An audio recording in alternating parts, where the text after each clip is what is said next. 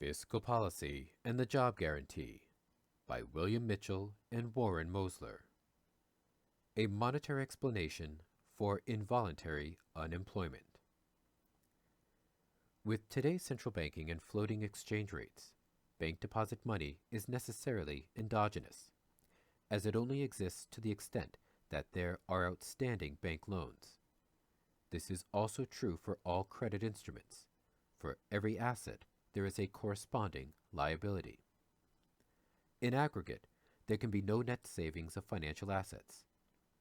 We define involuntary unemployment as idle labor offered for sale with no buyers at the current price, money wage.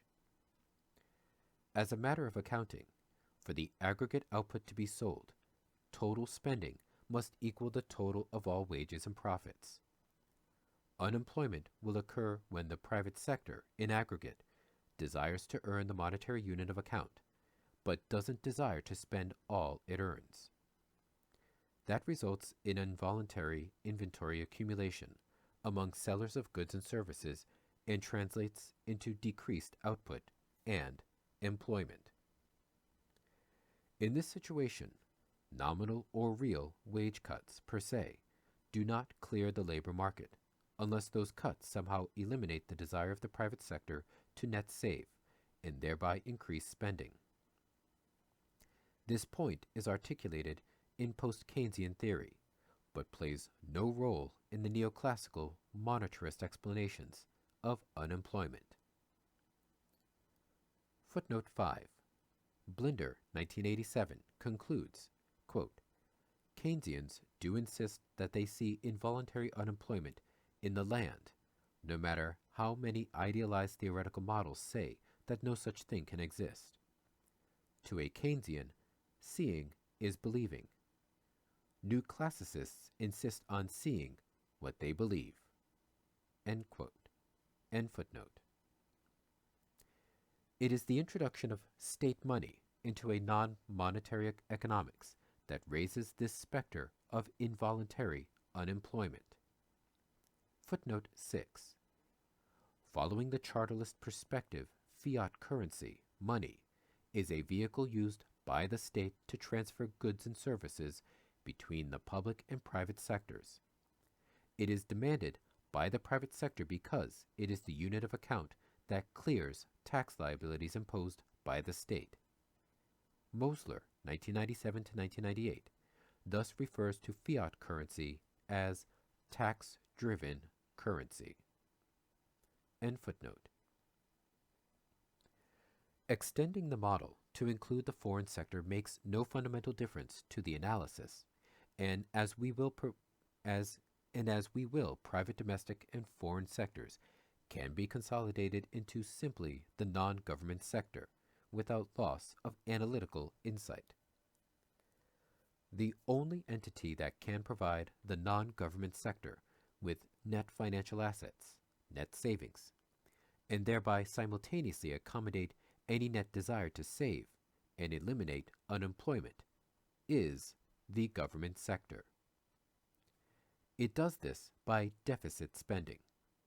Furthermore, such net savings can only come from and is necessarily equal to cumulative government deficit spending. National income accounting is thus underpinned by the identity. The government deficit surplus equals the non-government surplus deficit. The systematic pursuit of government budget surpluses must be manifested as systemic. The systematic pursuit of government budget surpluses must be manifested as systematic declines in private sector savings. This is contrary to the mainstream rhetoric. The non-government sector is dependent on the government to provide funds for both its desired net savings and payment of taxes to the government. To obtain these funds, non-government agents offer real goods and services for sale in exchange for the needed units of the currency. This includes, of course, the offer of labor by the unemployed. The obvious conclusion is that unemployment occurs when net government spending is too low to accommodate the need to pay taxes and the desire to net save. We show in a later section that government spending is never inherently revenue constrained. It is only constrained by what is offered for sale in exchange for its currency. Returning to the textbook case, with a consolidated private sector including the foreign sector, total private savings thus equals private investment plus the government budget deficit. And if we disaggregate the non-government sector into the private and foreign sectors, then total private savings is equal to private investment, the government budget deficit, and net exports, as net exports represent the net savings of non-residents. Ray, 1998, says, quote, "Normally, taxes in aggregate will have to be less than total government spending due to preferences of the public to hold some reserves of fiat money." End quote. Thus, in general, he expects deficit spending to be necessary to ensure high levels of employment. This framework also allows us to see why the pursuit of government budget surpluses will be contractionary. Pursuing budget surpluses is necessarily equivalent to the pursuit of non-government sector deficits. They are the two sides of the same coin. In recent years, financial engineers have empowered consumers with innovative forms of credit, enabling them to sustain spending far in excess of income, even as their net nominal wealth savings declines. Financial engineering has also empowered private sector firms to increase their debt as they finance the increased investment and production.